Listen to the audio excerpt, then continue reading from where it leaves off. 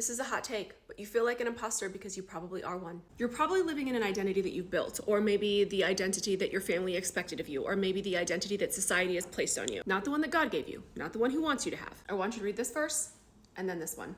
Before the foundations of the earth were laid, there was a calling, there was an assignment, there was an appointment, there's a job for you, a reason for your existence. It was placed on your life before you did anything to earn it, before you did anything to deserve it, before you had to prove yourself, before anybody clapped for you, before anybody overlooked you. But as you know, life be lifing. So somewhere along the way, through the pain, through the pressure, the survival, the performance, you started to build this alter ego, a different version of yourself than what God wanted, what God intended. This may be a version of yourself that makes more sense, one that feels safer, one that the world will accept and validate. So who you are now might be an identity of your own creation. But then what happens is that you start to have dreams and desires because God is stirring something inside of you. He's calling you into something bigger. Start the business, write the book, carry the thing, be a leader, speak up, carry the mantle. And this is when the imposter syndrome rears its ugly head. Because all of these new things that God wants you to do, they don't feel like you. They don't resonate with the identity that you created of yourself. Because it wasn't the identity that you built. Like Ephesians 1 says, you were chosen before the foundations of the world. So when God is starting to pull you into purpose and there's a stirring inside of you,